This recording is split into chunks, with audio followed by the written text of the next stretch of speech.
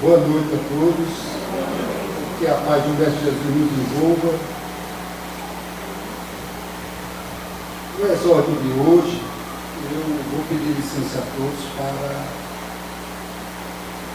não comentar sobre felicidades e infelicidades, e sim sobre as provas diárias que nós, quando assumimos a condição de espírita, possamos nos colocar na condição de homem de bem, possamos nos colocar numa condição em que não tenhamos dúvida sobre nossa conduta, porque diariamente, sistematicamente, minuto a minuto, somos assediados por vários fatores. Primeiro, pela nossa condição moral, e aquelas propostas que nos chegam são ficar ou não ficar com a dita oportunidade.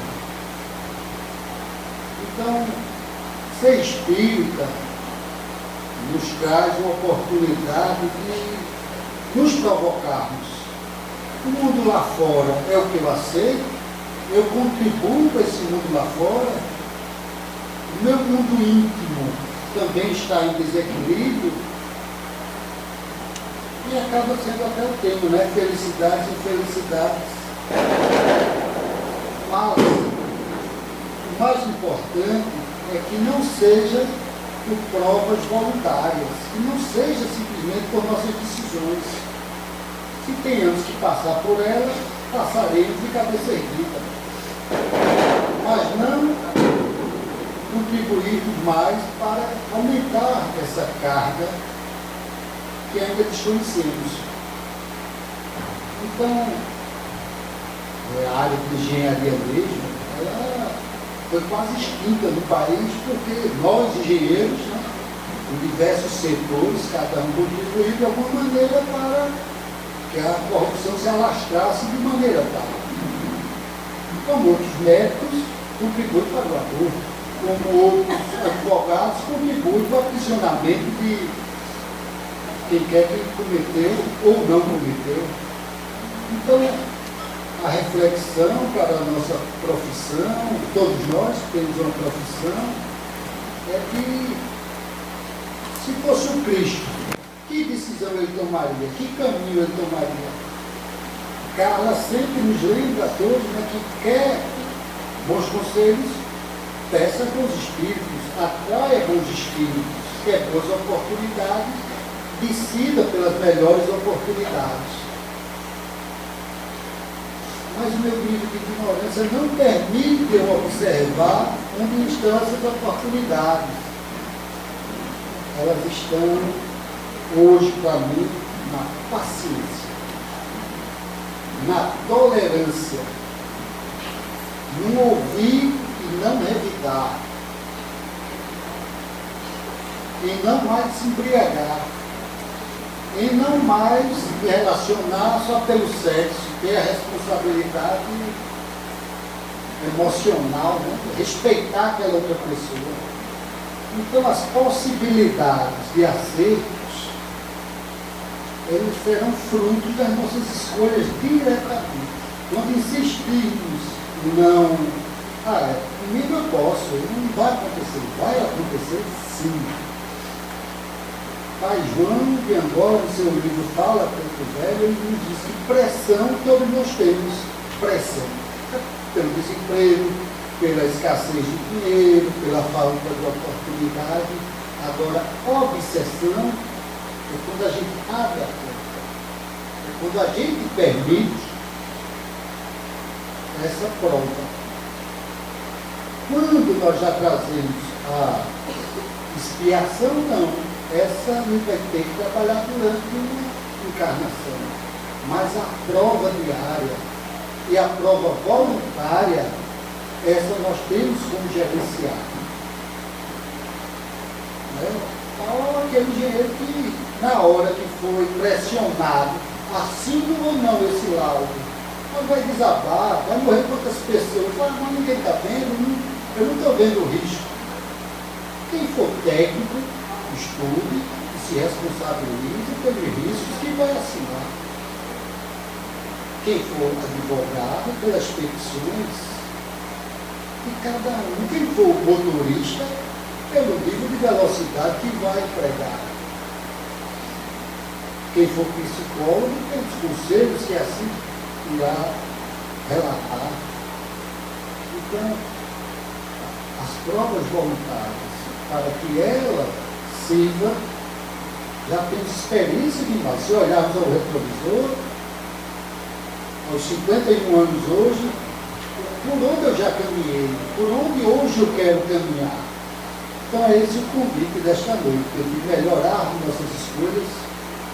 Não precisamos comentá-la com ninguém, porque da mesma forma que o encarnado escuta, o desencarnado materializado, ele está tão próximo que ele cria até ruído nessa comunicação.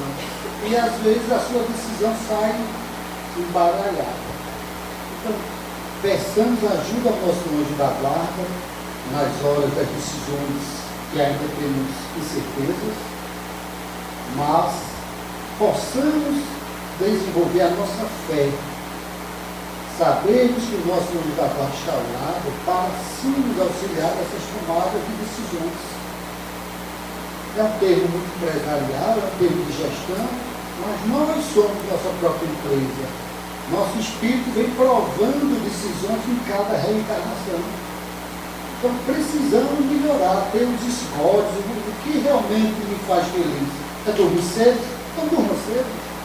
É acordar mais tarde? Se for possível, acorde mais tarde. Não seja irresponsável, nem preguiçoso. Né? Procrastinar, não. Mas se você tem dificuldade, busque o trabalho que naquele melhor horário você produz. Se você produzir à noite, busque um trabalho que você melhor produz à noite. Não busque parâmetros, porque fulano faz assim, eu faço assim. Não.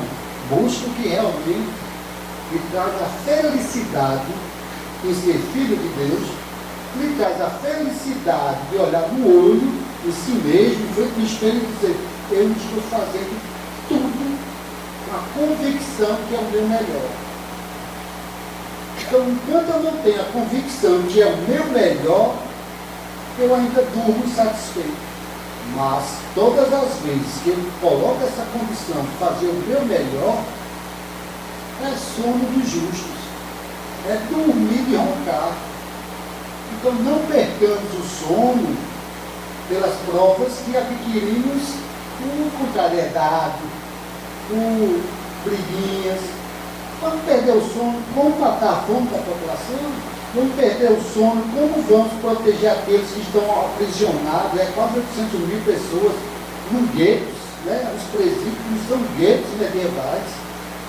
A prostituição nas avenidas é absurdo.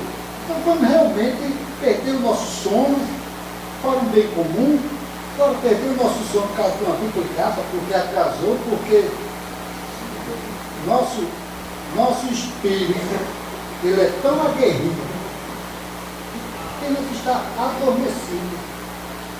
Então, é o bom combate. Façamos justiça por nós mesmos, se erramos, pedimos desculpas. Se precisamos silenciar, iremos silenciar, mas tenhamos sempre essa certeza. Nós estamos aqui hoje para doar o nosso melhor, todos nós juntos, ouvir nossa irmã, que vai facilitar o nosso entendimento. E aqueles que nos trouxeram até aqui também sejam acolhidos com o nosso melhor, que a espiritualidade sim vai dar o melhor que ela tem também. Então, não tenhamos dúvidas. Se hoje não resolvemos uma desobsessão, é porque o espírito ainda não está maduro, está precisando da nossa ajuda através de atitudes, de gestos, de respeito e até mesmo do silêncio. Então é esse o convite para todos nós, que possamos fazer o nosso melhor. Com a certeza da presença do Cristo de Deus, com a certeza da presença de Manuel Quintão e seus prepostos, com a certeza do anjo da guarda de cada um dos indivíduos encarnados nesta casa, Pedimos a Ti, Senhor, a Tua permissão para iniciarmos os trabalhos na paz, tranquilidade e com a certeza que iremos doar o nosso melhor. A palavra da nossa irmã Carla Júlia. Boa noite, pessoal. Nós escolhemos o tema a escala espírita. Já publicamos alguma coisa sobre isso lá no Face, porque é um assunto muito importante para todos nós que somos estudiosos da doutrina espírita. E essa escala espírita, ela está contida no Livro dos Espíritos, ela é o resultado de uma análise, de uma observação minuciosa e detalhada de Allan Kardec sobre a identidade dos espíritos. Esses espíritos que se comunicam conosco, que muitas vezes nós não sabemos distingui-los quanto à veracidade ou não de suas comunicações. E para quem estuda um pouco a doutrina dos espíritos, sabe muito bem o quanto que Allan Kardec, utilizando-se do método da universalidade das comunicações, ele fez um comparativo dessas mesmas comunicações através de diferentes meios, em diferentes lugares. Então, uma preocupação de Allan Kardec era trazer para a doutrina dos espíritos exatamente uma clareza maior sobre a identidade dos espíritos. Nós sabemos que o espírito, na sua essência, ele é criado simples e ignorante. Ou seja, nem ele é tendencioso para o bem nem para o mal. À medida em que ele vai passando por sucessivas experiências reencarnatórias, através do seu livre-arbítrio, ele vai tendendo para utilizar esse mesmo livre-arbítrio, tanto para o bem quanto para o mal. Para nós que trabalhamos nas desobsessões, nem sempre é fácil identificar. Desculpe, pessoal, a minha garganta, viu? Eu vivo eternamente com essa garganta ruim. Nem sempre é fácil identificar a natureza dos espíritos. Até porque muitos desses espíritos nos utilizam mediunicamente e eles dizem exatamente o que eles querem dizer. Isto não necessariamente o que é dito significa a verdade. É muito fácil ludibriar a boa vontade do outro. É muito fácil enganar o outro, independentemente do outro ser trabalhador da casa espírita ou não, ou mesmo frequentador. Então eu achei por bem trazer esse tema porque muitas pessoas desconhecem essa escala espírita. E essa escala espírita foi o trabalho de Allan Kardec, minucioso, de análise das diferentes comunicações através de diferentes meios, de diferentes lugares. E eu vou trazer para vocês exatamente o que é essa escala espírita. Da mesma forma que nós somos diferentes entre nós, uns são mais propensos para a intelectualidade, outros para a moralidade. Uns são mais maliciosos, outros são mais ingênuos. Uns são mais intelectualizados, mais inteligentes, outros menos intelectualizados. Também assim ocorre no mundo espiritual. Não se diferencia. Muitos de nós achamos que na morte, ao retornarmos ao mundo espiritual, nós iremos recordar todas as nossas reencarnações, todo o nosso passado reencarnatório. E não é assim. Precisamos da reencarnação com o objetivo do progresso moral e intelectual. Precisamos evoluir não apenas na intelectualidade, que é o caminho mais fácil, mas no caminho da moralidade.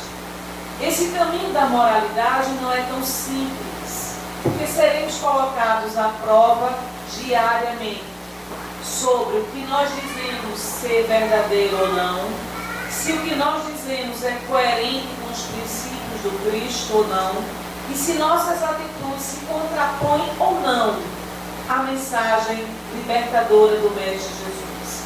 Nós somos colocados à prova, assim como os espíritos também.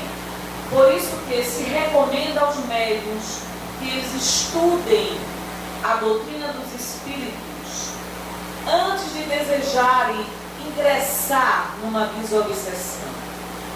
Eu não sei identificar os espíritos, mas eu desejo ser instrumento da espiritualidade superior. E a coisa mais fácil do mundo é o espírito mistificar o médium.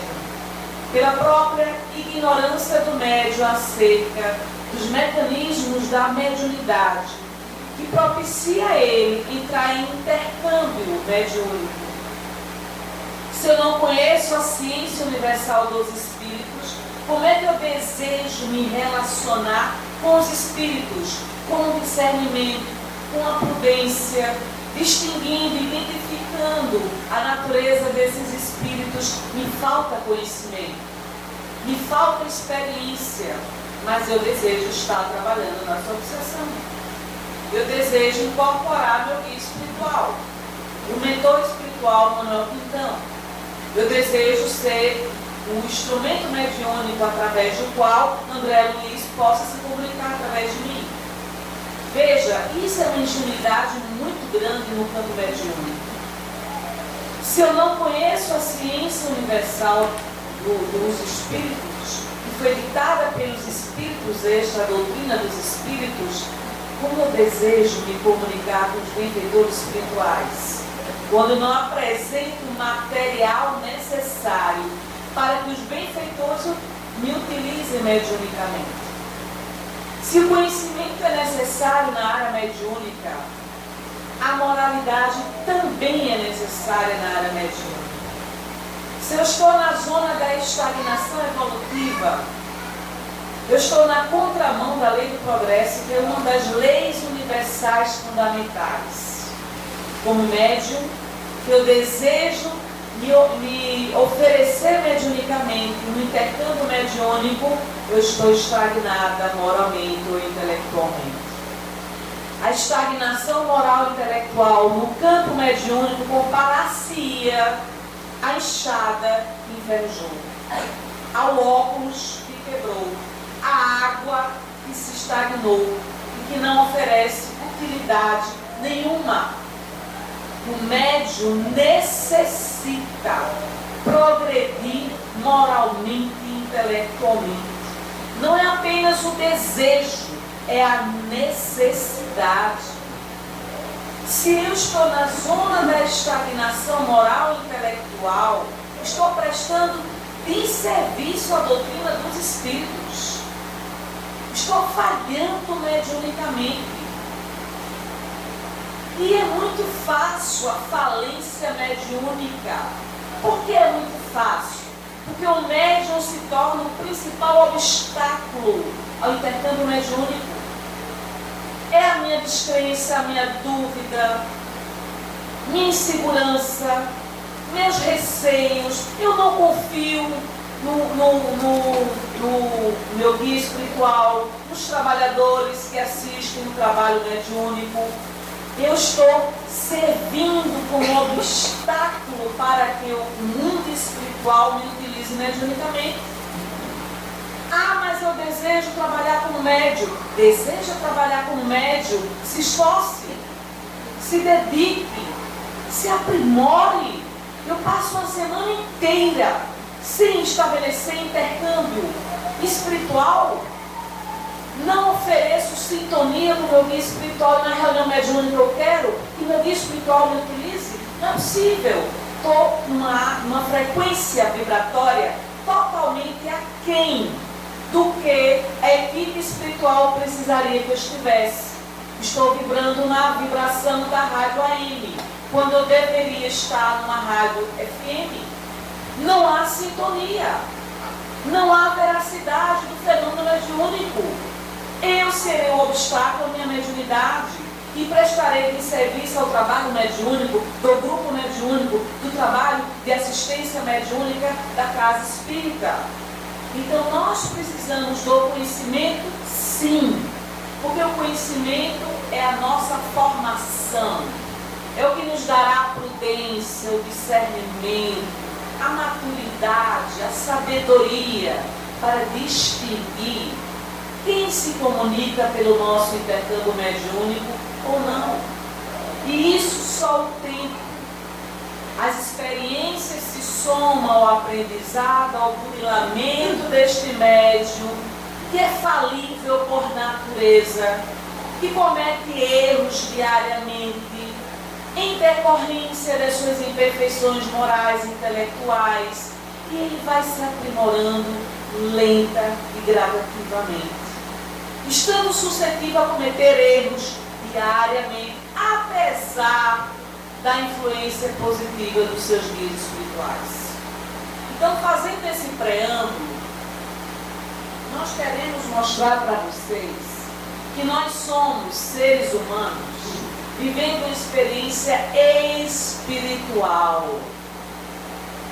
Esse invólucro material é um empréstimo concedido misericordiosamente pela graça de Deus para que nós possamos evoluir espiritualmente.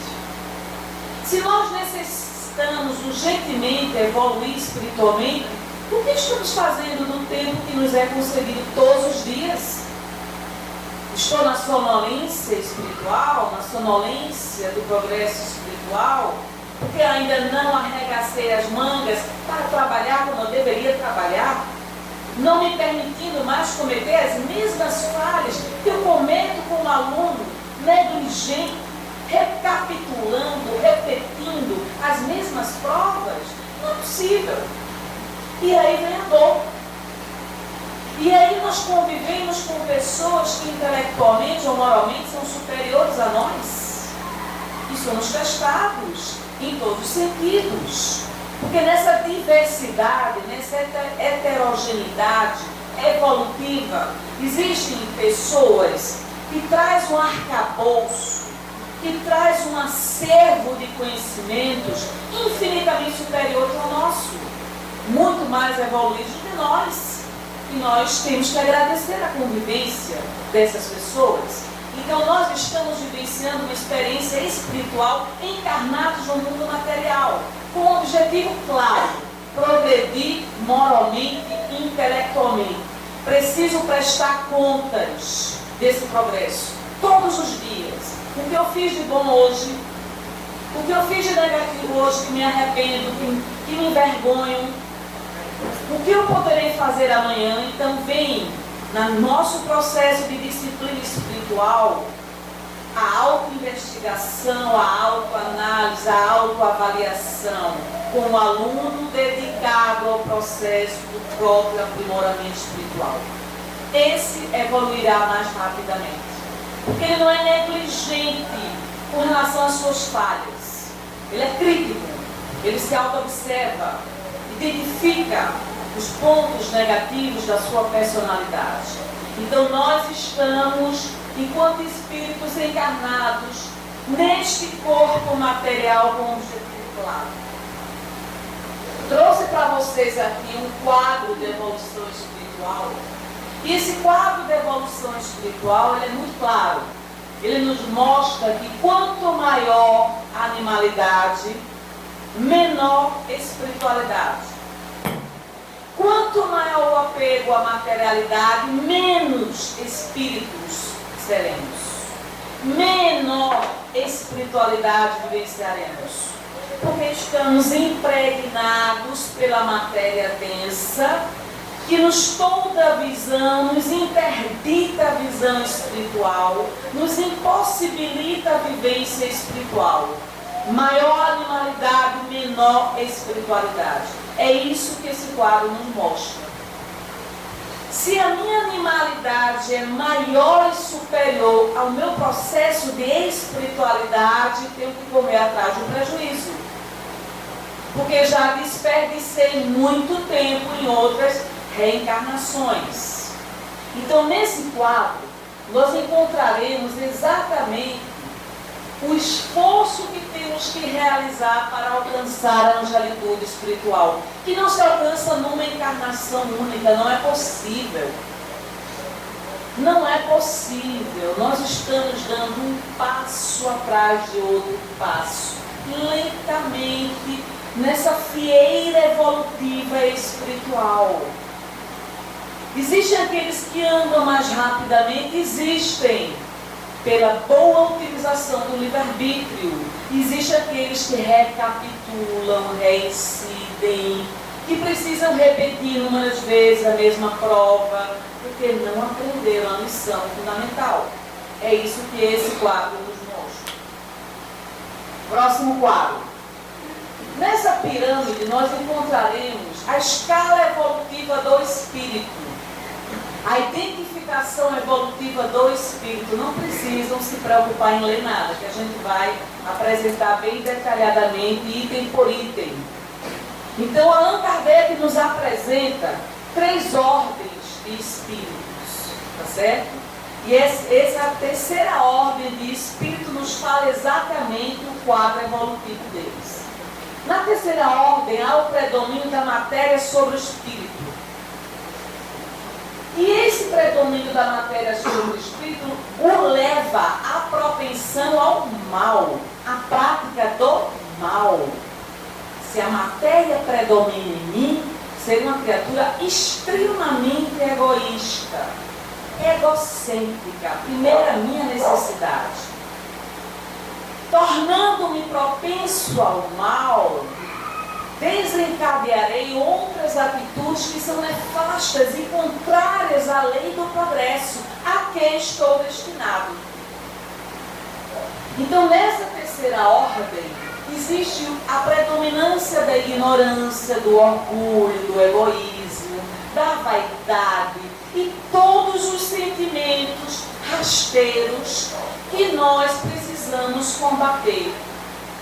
Nessa terceira ordem, o espírito não despertou para a necessidade da prática do bem. Pelo contrário, ele é propenso à prática do mal. Ele deseja a prática do mal. E nós encontraremos nessa terceira ordem várias categorias que iremos apresentar, se der tempo, né? Na segunda ordem existe o predomínio do espírito sobre a matéria. Consequentemente, se o espírito predomina sobre a matéria, ele está propenso à prática do bem. Ou seja, hierarquicamente, do ponto de vista espiritual, aqueles que estão enquadrados na segunda ordem são muito superiores àqueles que se enquadram ainda na terceira ordem. Na primeira ordem são aqueles espíritos puros que nós estamos longe ainda de alcançar. Trouxe para vocês aqui um resumo de sentimentos tanto positivos quanto negativos que todos nós poderemos sentir nessa mescla da tipificação da escala espírita. E aqui tem justiça, avareza, paciência, orgulho, bondade, confiança, pessimismo, raiva, perdão, inveja, maldade, briga, tristeza e tantos outros sentimentos.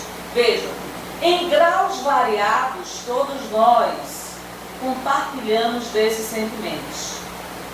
Isso quer dizer que nós temos uma luta exaustiva para erradicar sentimentos negativos da nossa natureza, que nós, pelo livre-arbítrio, optamos por desenvolver esses sentimentos. Nenhum desses sentimentos nós fomos criados com eles, os negativos principalmente. Nós optamos por esses sentimentos e hoje sofremos as consequências deles. O que são espíritos imperfeitos? Aí vocês me permitam fazer uma leitura breve aqui. Predominância da matéria sobre o espírito, tem a intuição de Deus, mas não o compreendem. Se não compreendem a natureza de Deus, não o sentem dentro de si, estão desconectados da divindade. Propensão ao mal, à ignorância e todas as más paixões. O caráter se revela pela linguagem. Os espíritos imperfeitos não conseguem ludibriar tão facilmente assim as criaturas que são sábias e prudentes do ponto de vista da maturidade espiritual. Eles veem a felicidade dos bons, mas essa felicidade é um tormento para ele, porque lhe é interditada a felicidade. E ali eles têm, muitas vezes, o ódio, o orgulho, a inveja dessa felicidade que não conseguem vivenciar. A inteligência pode aliar-se à maldade ou à malícia. Ser tipificado na categoria do espírito imperfeito não quer dizer que você não seja inteligente. Pelo contrário, muitas vezes você é muito inteligente, mas você usa da pior forma possível a sua inteligência. Conservam a lembrança e a percepção dos sofrimentos da vida corpórea no mundo espiritual. Então sentem sede, sentem fome, sentem frio, não suportam os sofrimentos que são atrozes, decorrentes da própria vigilância da maldade, da perversidade que eles praticaram na sua última encarnação. Sofrem no além a consequência dos desatinos que praticaram aqui no mundo material. Espíritos impuros, quem são eles? São inclinados ao mal que convertem o objeto de suas preocupações. Dão conselhos pérfidos. Se satisfazem em ver a derrocada moral do outro. Atuam como obsessores desejosos que nós soframos tanto quanto eles sofrem. Não desejam o nosso bem. Desejam a nossa derrocada moral espiritual. Esses espíritos imperfeitos, eles são considerados exatamente pela discórdia, a desconfiança, o desejo da prática do mal. Aferram-se às pessoas de caráter fraco, sugestionam determinadas condutas indevidas, fazem com que as pessoas cometam desatinos, se viciem nos diversos tipos de vícios que nós vivenciamos aqui no planeta Terra, e o prazer deles é verem o mal predominar. Tem uma trivialidade, uma grosseria na linguagem, porque não conseguem utilizar o próprio conhecimento de uma forma sábia. E para o doutrinador, que é muito experiente na reunião mediúnica, ele identifica quando o espírito é extremamente grosseiro, leviano, perverso. Ele sabe identificar a natureza espiritual do espírito. Não necessariamente apenas pelo que o espírito fala, mas pela sutileza dos fluidos que o espírito emite. E isso exige maturidade mediúnica. Muitas vezes o médium que não tem essa experiência mediúnica facilmente é enganado pelo próprio espírito. Todos nós estamos sujeitos a isso. Mas a natureza fluídica do espírito identifica ele. E para o olhar perscrutador, observador, o médium identifica quando é um embusteiro, quando é um falso profeta da espiritualidade, quando é um mistificador, que quer ludibriar a boa fé dele como médium, do doutrinador e do consulente que senta ali para o tratamento da desobsessão. E eles fazem o mal pelo prazer da prática do próprio mal. Espíritos levianos. Quem são esses espíritos levianos? São aqueles inconsequentes e irresponsáveis, que não medem a consequência do que falam, do que fazem, e a consequência das próprias atitudes. Esses espíritos levianos são zombeteiros, malévolos, ignorantes. Tudo respondem, independentemente de saberem ou não o que está sendo perguntado a eles. Não medem a consequência do que estão a fazer. Comprazem-se em causar pequenas contrariedades, em pequenos prazeres, em fazer intrigas e maliciosamente induzir ao erro, as mistificações e as espertezas. Esse é um escolho para nossa trajetória mediúnica. O médium que disser que nunca foi enganado mediunicamente, eu não acredito. Todo médium passa por processo de mistificação. Todo médium passa pela decepção mediúnica. No meu caso, com 18 anos de idade, se apresentava um espírito, dizendo-se André Luiz Emmanuel, E ele ainda dizia com sutileza: não apresente a comunicação aos demais. Por quê? Porque ele não desejava ser descoberto. Aquilo foi doloroso para mim, claro que foi naquela época. Eu não conhecia, como eu deveria conhecer, o livro dos médiuns. Comecei no desenvolvimento mediúnico muito nova, 16 para 17 anos. Com 18 já estava dando consulta e trabalhando nas obsessões. Claro que eu ia passar por escolhas, claro que eu ia passar por dificuldades mediúnicas. Não que não passe hoje, mas naquela época foi muito mais grave do que hoje. E tudo isso serviu de aprendizado. Não entre na educação mediúnica sem estudar o livro dos médiuns. Não deseje trabalhar mediunicamente sem conhecer a doutrina dos espíritos. Você não está preparado para isso. Você não tem conhecimento suficiente.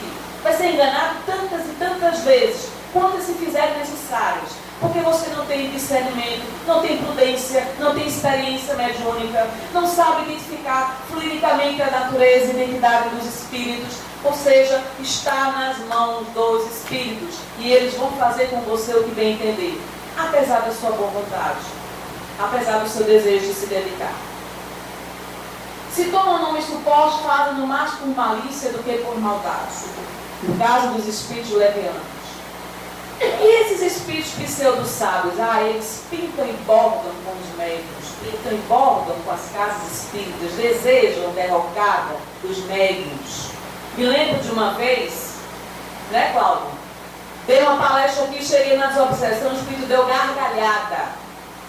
Diz: eu vou colocar você à prova, para que você prove o que você prega em tribuna. Falsa profeta do mundo material, ainda foi chamada assim.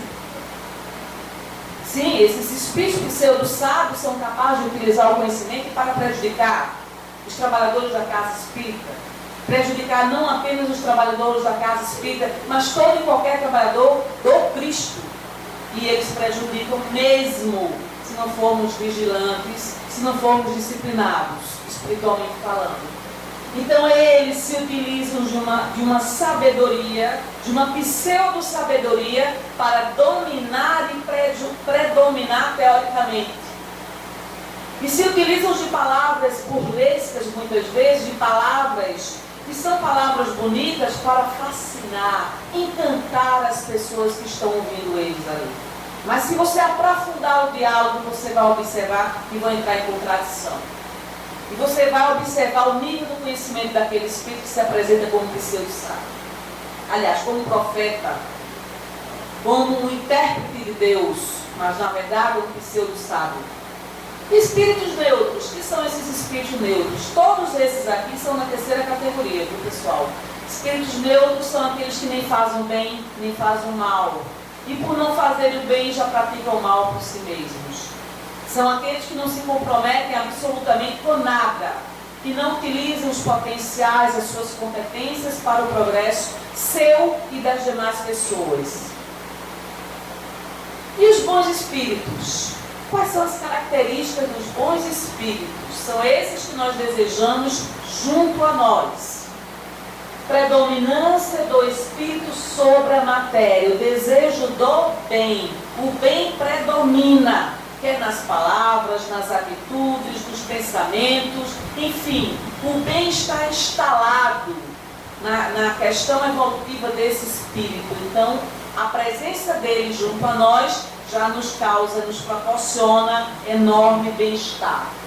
Suas qualidades e poder de fazer o bem são proporcional ao grau já atingido. Ou seja, alguns são mais adiantados moralmente, outros intelectualmente, mas já estão na segunda ordem, que são os espíritos bons.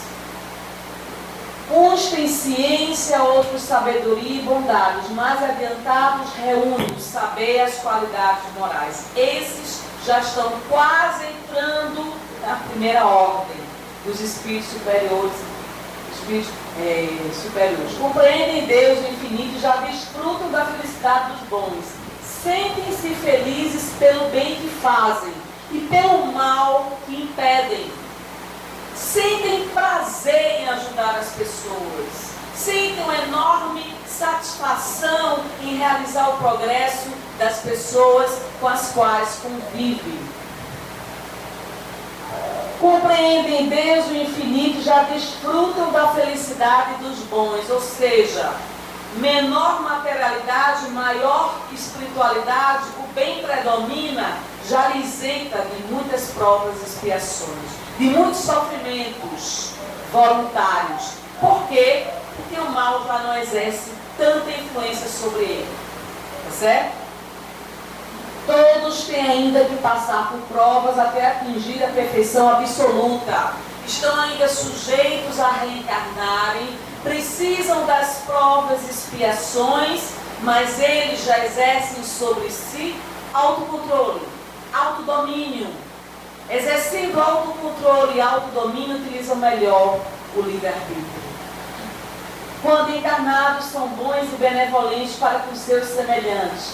Não são movidos, isso aqui eu achei fantástico, não são movidos pelo orgulho, não são movidos pelo egoísmo, pela ambição, não experimentam ódio, nem rancor, nem inveja ou ciúme, e faz o bem pelo bem. Talvez estejamos ainda longe dessa condição aqui evolutiva, não é? Ou seja, o bem predomina. Não tem espaço para a prática do mal. Espíritos benévolos. Quem são os espíritos benévolos? A bondade é eles a qualidade predominante. Comprazem-se em prestar serviços aos homens e os proteger. Quem tiver um ente familiar, um amigo no mundo espiritual, que se enquadra nesta categoria, agradeça de joelhos. Obrigada, esse amigo, muito obrigada por você me proteger, por você me ajudar. Muito obrigada por você ter esse vínculo afetivo por mim, se interessar por mim. Então o sentimento de gratidão nosso deve existir, porque eles nos protegem. Eles nos ajudam com bons conselhos. Nas nossas dores, nas nossas dificuldades, são eles que muitas vezes nos aliviam. São eles que muitas vezes estão à cabeceira da nossa cama. Nos momentos de tormenta, estão lá passando a mão na nossa cabeça e dizem assim para nós: tudo passa. Tenha fé em Deus. Eu estou junto de você. Um amigo dessa qualidade, nessa lealdade, nós temos que agradecer a Deus. Quantas vezes, na nossa ignorância, na nossa invigilância, não nos apercebemos da presença deles. E nos achamos abandonados, entregues à sorte, ao destino, do sofrimento, quando eles, muitas vezes, nos carregam. O espírito benévolo nos emociona a alma. Porque o sentimento de benevolência que ele tem para conosco é algo impressionante. Eu recebi uma comunicação de um espírito de alto poder magnético, em que ele utilizava a inteligência dele para o bem, porque já era moralizado. Ou seja, ele era superior ao espírito benévolo. E ele falava da importância de nós praticarmos o bem. Nós estamos na casa espírita, fazermos o bem, quebrarmos as nossas arestas, confiarmos uns aos outros, nos tornarmos mansos e pacíficos de coração, que não é fácil para nós. O poder magnético dele, ele trabalhava com magnetismo e ele se apresentou como um dos nossos instrutores, viu, Cláudio? Lembra, doutor Ciro, daqueles espíritos do esoterismo? Se apresentou como um dos nossos instrutores na área mediúnica, nós trabalhadores da desobsessão. Incrível o poder magnético daquele espírito, a força espiritual daquele espírito. É impressionante a capacidade que ele tinha de utilizar a inteligência, a moralidade para nos incentivar à prática do bem. Como não agradecer um espírito desse? Não é possível. Nós temos que ter um sentimento de gratidão enorme por esses espíritos que nos protegem, nos amparam, sussurram em nossos ouvidos: tudo passa, não se preocupe, não se angustie, tenha confiança em Deus. Você é filha de Deus, você é filho de Deus, você vai ser ajudado no momento certo, estamos aqui para lhe ajudar. Nós temos que ter confiança nesses espíritos benévolos. Me emociona até falar deles. Espíritos sábios, quem são os espíritos sábios? São aqueles propensos à ciência, são aqueles não necessariamente voltados à moralidade, mas utilizam o conhecimento da ciência para utilidade pública. Não há predominância do mal neles, pelo contrário, eles querem fazer o progresso material, o progresso do meio ambiente. São espíritos sábios. Quem são os espíritos de sabedoria? Vejam, tem diferença entre espíritos sábios e espíritos de sabedoria? Tem. Os espíritos de sabedoria são superiores aos espíritos sábios. Por quê? Porque é a junção da moralidade com a intelectualidade. Não apenas alcançar o patamar da excelência da ciência, mas também estão alcançando o patamar da excelência da moralidade. E aí a gente se lembra num sentimento de imensa gratidão a Allan Kardec, porque Allan Kardec era a prudência encarnada, um homem de alto poder intelectual, de uma inteligência descomunal a serviço do bem, um coração generosíssimo, que utilizava a sua renda, praticando a caridade, ajudando as pessoas, os famintos, junto com a sua esposa. Quem não assistiu o filme perdeu, sobre a vida de Allan Kardec. Não era para qualquer um ter essa missão grandiosíssima como Allan Kardec teve. Poderia ter falhado, poderia, mas não falhou. Era humilde de coração. Não se apropriou da doutrina em benefício próprio, enaltecendo-se na personalidade de homem, mas colocou o mérito da doutrina nos espíritos, ao contrário de alguns médios que o secundaram no trabalho de investigação, de avaliação das mensagens mediúnicas, que desejavam se apropriar do mérito que não pertencia ao médium, pertencia ao Cristo de Deus e a falange do Espírito de verdade. Então vejam quantas nuances a vida de Kardec teve para o nosso aprendizado. Esses espíritos de sabedoria trazem qualidades morais de ordem mais elevada que constituem o seu caráter. Para nós são exemplos, foco de luz a nos iluminar. Eu tenho que aprender com esse espírito que está lá nos secundando, nos ajudando, que apresenta-se na qualidade de guia, de mentor espiritual. São dotados de uma capacidade intelectual que lhes permite um julgamento reto sobre os homens e as coisas, e nem por isso julgam. E os espíritos superiores? Os espíritos superiores estão além dos espíritos sábios, os espíritos de sabedoria que nós citamos agora. Os espíritos superiores são aqueles que reúnem ciência, sabedoria e bondade. Sua linguagem só transpira bondade e benevolência, sempre digna, elevada, por vezes sublime. É uma linguagem que faz com que você se ajoelhe diante da presença dele.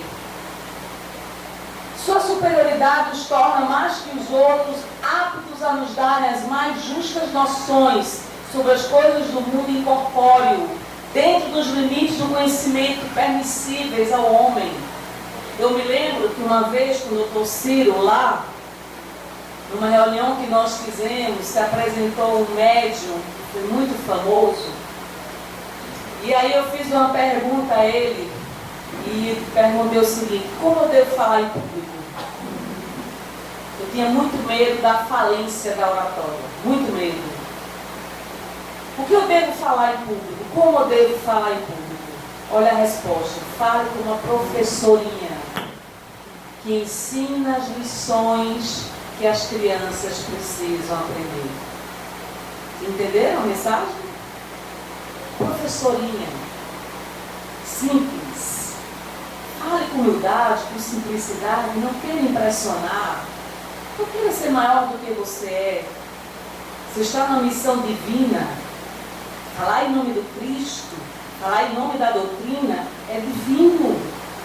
E é uma alta responsabilidade, porque muitas vezes estamos falando aquilo que nós não fazemos. Fale com amor para as pessoas. Entenda que essas pessoas não necessariamente são inferiores a você, pelo contrário.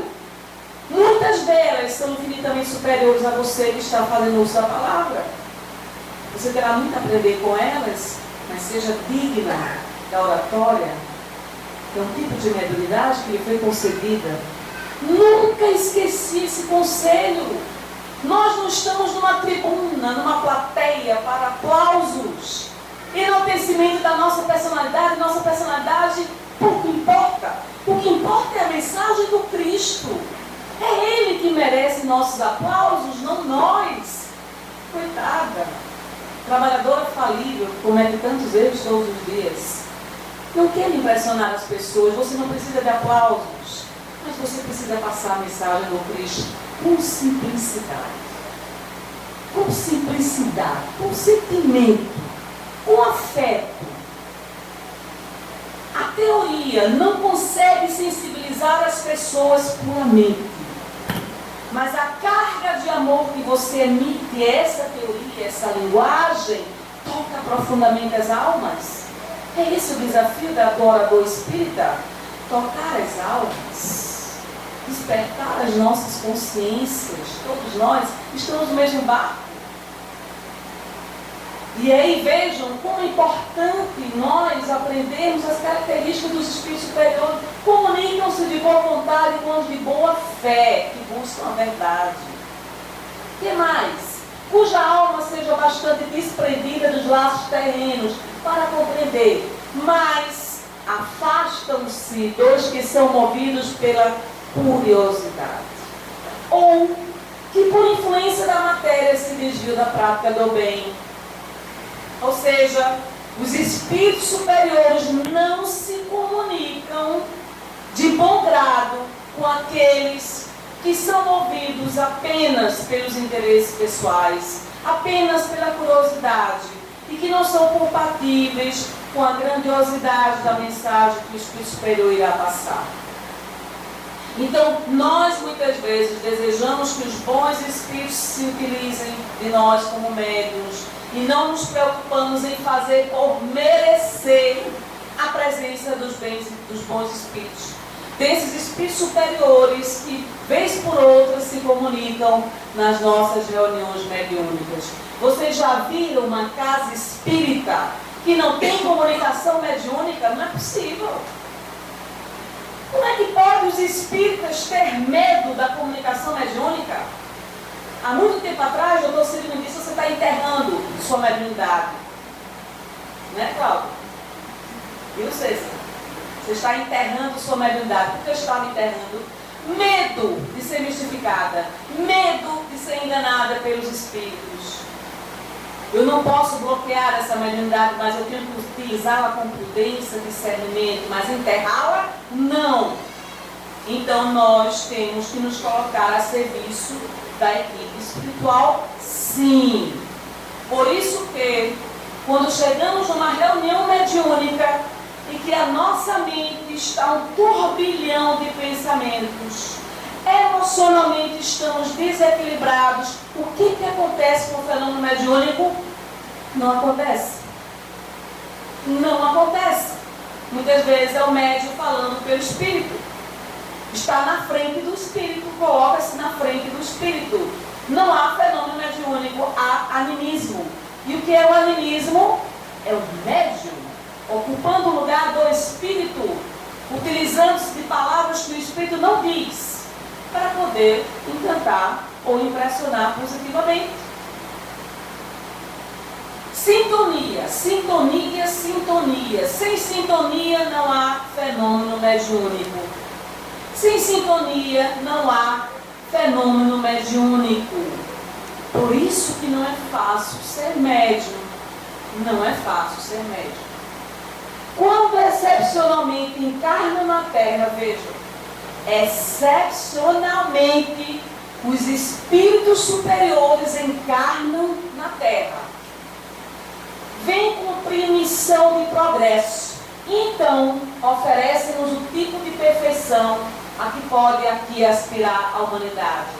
Então, nós encontraremos uma Madre Teresa de Calcutá, uma Irmã Dulce, Gandhi, um Martin Luther King, líderes mundiais que se diferenciam de todos nós pela capacidade de influenciação, pelo exemplo. E aí é como se nós estivéssemos bebendo uma água puríssima e cristalina. E o tempo, a passagem deles é muito rápida. Por quê? Porque não necessitam estar encarnados, diferentemente de nós. E quando encarnam, não desperdiçam tempo, porque o projeto deles é quem? A humanidade. Não é fulana nem beltrana, é a humanidade, família planetária. São esses espíritos superiores que nós desejamos conviver. Primeira ordem, finalizando a nossa apresentação, consegui. Primeira ordem, puros espíritos. Quais são as características gerais? Nula influência da matéria, superioridade intelectual e moral em relação a todas as outras ordens de espíritos. Percorreram todos os degraus da escala e se despojaram de todas as impurezas da matéria. Espíritos puros, foco de luz, da ordem crística, da ordem de Cristo de Deus. Esses espíritos puros são estrelas a desencadear o progresso dos planetas. Assumem sobre si a responsabilidade do progresso, tal qual é o Cristo de Deus, o espírito mais evoluído que reencarnou no planeta Terra, a quem cabe a missão do progresso deste planeta, a quem nós devemos orar todos os dias, buscando o seu exemplo.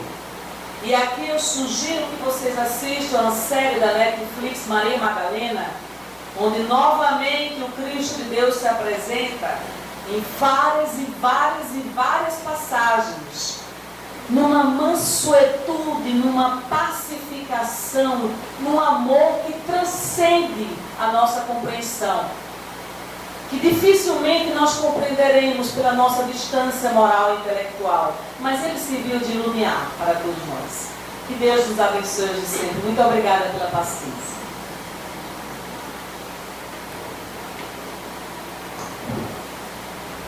Agradecemos a Deus, a Jesus, a nossa irmã Carla também por ter facilitado para todos nós o entendimento, mostrando, né, a necessidade do estudo para que possamos melhor compreender com quem andamos. Vamos pedir ao nosso irmão Abel para que, em nome de todos, faça a prece de agradecimento.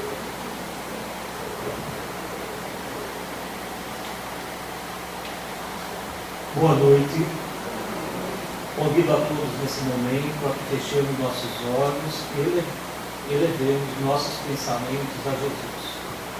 Amado Mestre Jesus, espiritualidade do Centro Espírita Manuel Quintão, presentes aqui nessa noite, nós agradecemos grandemente a oportunidade de estarmos aqui nessa noite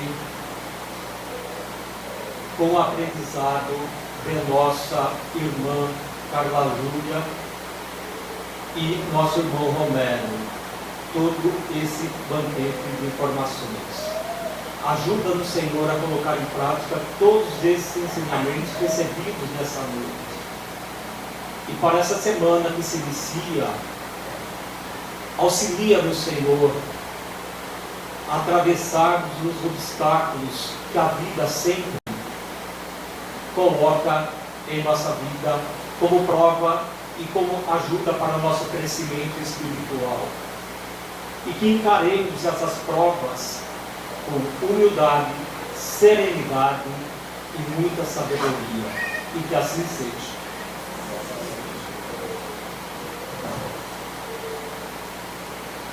Em nome de Deus, em nome do Mestre Jesus, agradecidos, pedimos também que, por gratidão, permaneçamos em silêncio para que o trabalho possa fluir com a tranquilidade esperada. Seja feita sempre a vontade de Deus, hoje, agora e sempre.